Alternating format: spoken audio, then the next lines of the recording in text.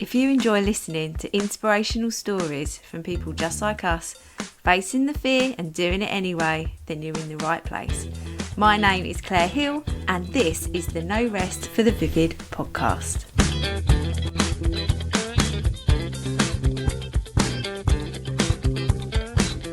Hello, this is Claire Hill on my podcast. Episode 1 is all about me. Just thought that if you were going to invest your time in listening to me on this podcast, you better know a little bit about me. I'm so excited about this podcast. I'm really excited about the name, No Rest for the Vivid. I do want to say right now a disclaimer that I am not encouraging no rest. This podcast is all about inspirational stories and facing the fear and doing it anyway. And I thought that this podcast episode should be my story. I'm not proclaiming I'm inspirational, but I've had a lot on my plate and got through it all. And on many occasions I've faced the fear and done it anyway, especially with this podcast.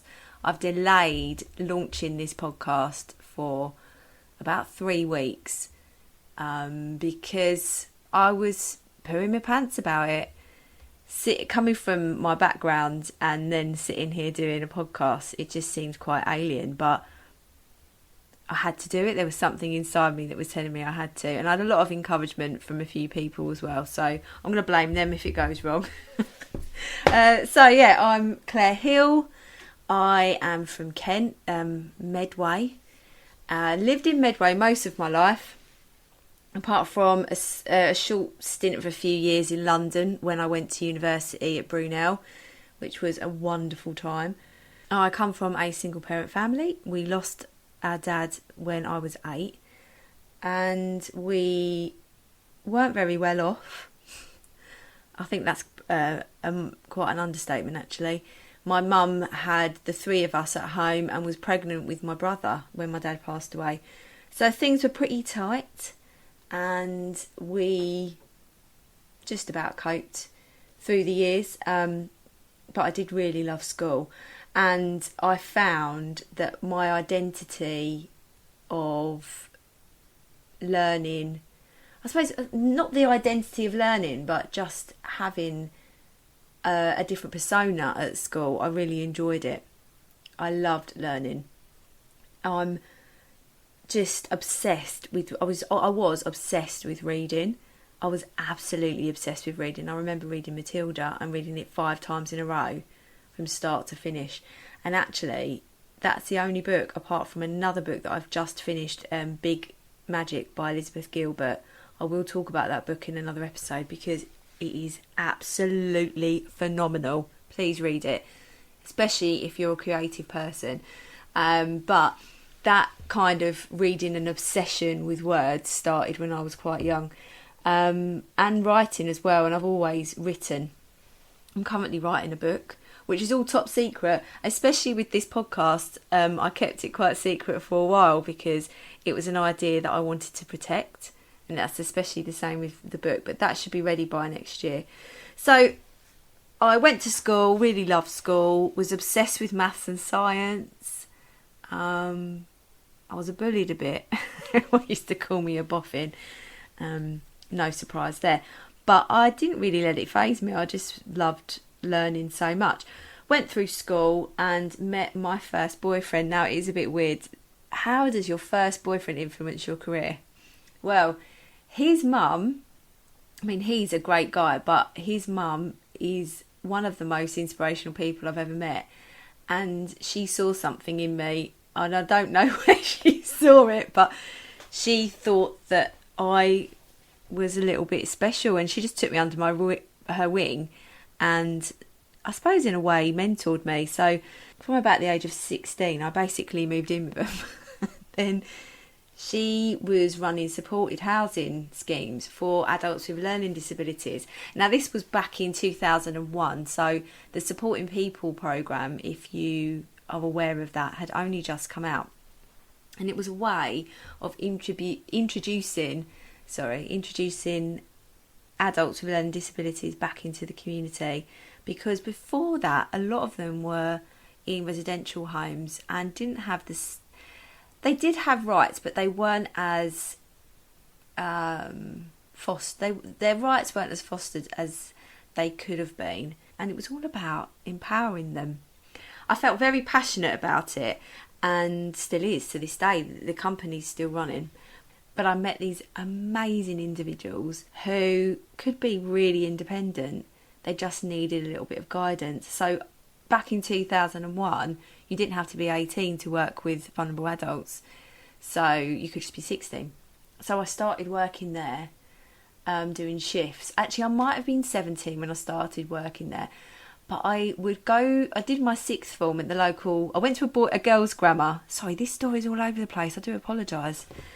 I went to a girls' local grammar school because in Kent, we have the selective schools. So I went to a girls' school and just thought, I need some male influence in my life because there was a lot of girls indoors. So I went to the local boys' grammar school for sixth form. Met my best friends that I'm best friends with now. And my best friend, we was just me and her in a class of boys. But I used to do shifts. I used to do night shifts at the supported housing and then go to school. I think about it now. What was I thinking? But I was just really driven. So I would go to school. It was always a Thursday that I would do it, or a Sunday. I would go to school, go straight to the supported house in my school uniform, because the sixth form you had to wear school uniform, and then do my shift, do a night shift. It was a sleep-in night shift, which was good, so I only had to work till 9. I'd do my homework, go to bed, get up for school, and then there would be, crossover. The next person would come on and I'd go to school. So yeah, I worked pretty hard through sixth form. I nearly got chucked out of sixth form because I didn't really get on with my chemistry A level, and I was found the local radio station at the time was called Invicta FM, and I was supposed to be doing a chemistry exam. I didn't realise it was a proper A level exam because it was a practical exam. You have to do an experiment. I didn't realise this. But Invicta FM were doing a roadshow in the hall when everyone else had a free period, and I was like, sod this, I'm going to watch this radio station. Anyway, I ended up getting on the stage and winning a t-shirt, and I remember the deputy head came out, well done Claire, really supporting the fact that we have girls in the sixth form, it's going to go be in the paper, it's amazing. I was like, yes. I have actually bunked a lesson though, haven't I? It'd be alright. And I remember going straight to my granddad's. And if you do know me on Instagram, from Instagram, you'll know my granddad was a massive part of my life, my granddad Fred. And I went straight round his house and I was like, Granddad, you won't believe what's happened. Just got myself in the paper. Can you believe it? But I might be in trouble. He said, oh, don't worry, Claire. I think this is exactly how he used to sound. Don't worry, Claire. Well, you've got to follow you up, babe. You'll be all right. Don't worry about it. And I got into loads of trouble the next day because I'd bunked an exam. They said to me, why have you bunked? I said, I just can't do chemistry. I just can't do it. So they offered me to do an A-level in a year. I was about at the end of year 12 by then. So I did a geography A-level in a year. Again, absolute bonkers. So yeah, that was my sixth form. And then I decided that I would follow in my boyfriend's mum's steps and go into supporting adults with learning disabilities. I really was amazingly passionate about it. Still am. But my career went off on another direction. So I went to university, went to Brunel and studied a degree in health services management and administration. I then fell in love with the idea of managing a hospital. So that was the dream. But when I left university, those jobs weren't really as easy to get as I imagined them to be. And I left university, had an absolute blast. Again, met some of my best friends. And my best friends from uni probably know me better than anybody because we lived together. Once you've lived with me, you never forget it.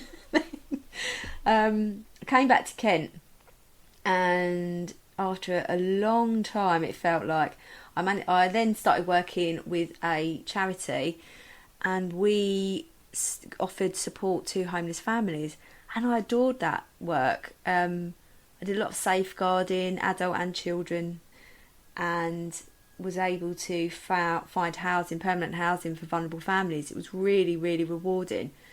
Then I went and managed some homes, became a manager in Maidstone. That was really excellent. I was able to sort of design services, which was really cool. And I remember starting there, I was only 25. Blooming hell. I was 25 when I started managing these homes, and lots of people weren't happy with me doing it. They thought I was too young. And a parent of one of the service users said, I really did think you were too young for this job, but you've managed to be the best manager we've ever had. So I was pretty impressed with that.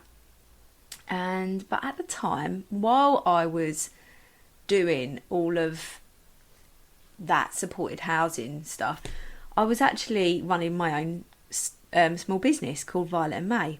I would make jewellery and accessories and wedding accessories and bouquets out of ribbon and beads and headbands. I made so much stuff. The job in Maidstone didn't really work out, so I left that and became self-employed. And it was really, really, really, really tough. I was living on my own. I'd bought a flat and I had to pay the mortgage, and it ended up the fear was just too much. I just didn't have the right support and network to make it a success. And I still carried it on though, but I did have to work at the same time. So I ended up working in homeless hostels and doing personal care for people, which was fine at the time, but I needed to, a bit more security. So I went back to my old job working in the charity and became a manager there. And then through a period of shift with the government, we were facing huge redundancies. The government cut our funding. But fortunately for me, I, number one, decided, screw this, I'm going into education, and wrote 40 letters to schools across the county asking if they needed a teacher that could teach health and social care, because that was my sort of specialism at the time. And one school out of 40 came back and said, we do actually have a space. I went to it for an interview, no teaching experience at all, just a lot of passion again. I'd been watching Educating Essex, and it really did change my life at the time. And then secondly, through the meetings with the council, the local authority and other services, the managers would come together in a forum sort of based meeting.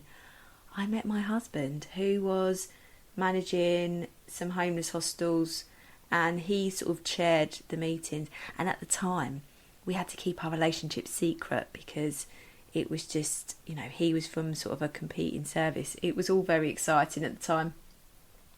And then I became a teacher.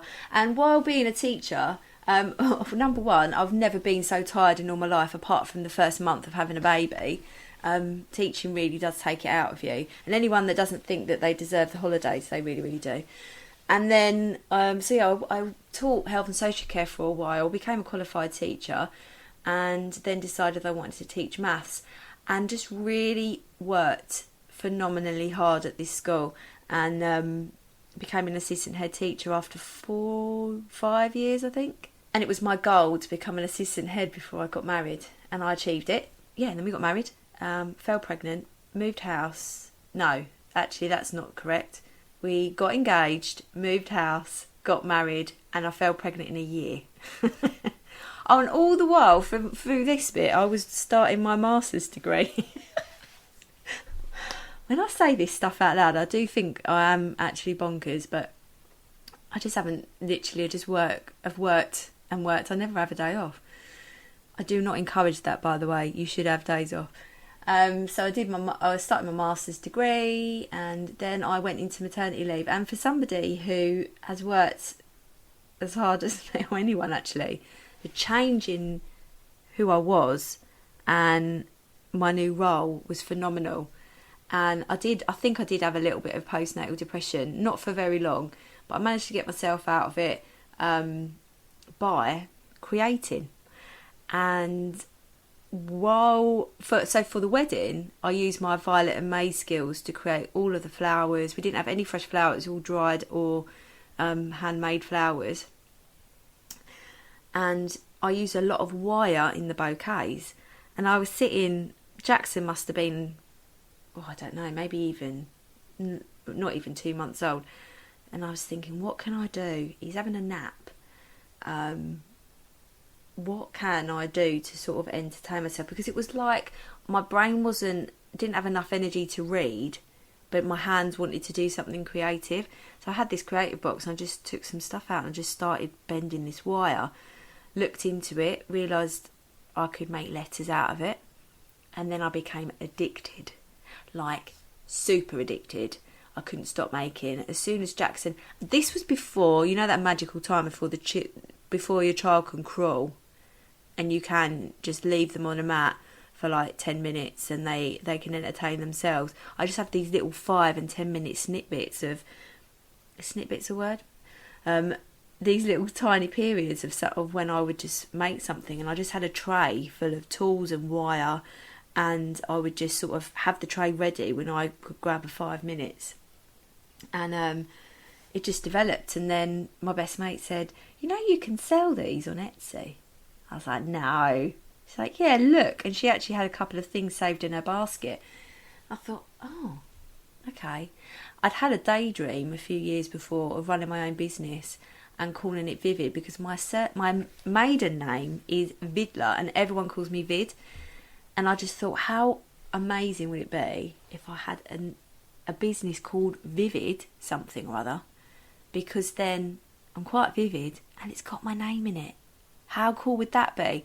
So straight away the business became Vivid Wire, and it grew and it grew and it grew. And then I went back to work full time, and my mental health went downhill quite rapidly because of just being so tired. Because there's not one point of when I was struggling that I wanted to give Vivid up at all. I just ploughed through. I used to get up at 4, work before Jackson woke up, and then go to work, come home, mark my books, plan my lessons, and then make wire art again until like 10, 11 o'clock at night, and then sleep. I was just so obsessed by it. Thank the Lord for my very supportive husband. I decided that I was going to leave the school I was at, got another job at another school, and that wasn't going to work out. And I remember I went for a job at my sister's primary school, and where she's deputy head, and they started talking about me teaching PE, and straight away I was like, nah, I don't teach PE, I teach maths. Okay, this isn't for me. Because it's so funny being so creative and actually teaching maths. Though my logic of that is that especially with algebra, you're trying to find a solution, you're constructing something to create the solution to a problem, and I find that's what creative work is. So yeah, I sat and cried, and my husband said, you do have a job, you do have Vivid. So we decided to just go for it, and that was 15 months ago. So I've been running Vivid Wire for almost 3 years, sort of 2.5, 3 years, and being full-time for 15 months. And it's brilliant. I definitely feel I was always very, very creative before my dad passed away, and I was very creative through my teens and university. But serious life, the life that, when I was a child, when I was a young carer, when I was younger, I couldn't prioritise being creative. I had housework to do. I had to look after my mum and my sisters and my brother, and I didn't have the luxury of, what should I do this afternoon? I know, I'll make something. It just didn't happen. And as I grew older, I did have snippets, but I think, I've used that word again, snippets. Have I just made a word up? But I think having the luxury of maternity leave, or just actually Jackson being born and me finding out, what a mum was going to be like, there was something inside me that was like, Claire, I've had enough now. You need to get creative. And I did. And now I am writing a book. I've just become a small business mentor, which I'm really excited about. I'm actually going to start some coaching training soon, and I've just launched this podcast. I definitely want this podcast to be for anybody, because it is going to be about facing the fear and doing it anyway. Because facing fear and being scared about a new adventure is totally normal, but I think sometimes we have to be reminded about when normal people have achieved it. So I hope you enjoy it. Please leave a review if you have. Well, if you haven't, you can leave a review. Free speech. Follow me on No Rest for the Vivid podcast on Instagram. I'm going to be updating that. You can find me over on Vivid Wire on Instagram as well. If you want to have a look at my website, just Google Vivid Wire. But I really hope you enjoy this podcast. I've got some amazing people coming on, and I'm really proud of it. Thank you so much for listening. Take care of yourself, and make sure you've drunk enough water today.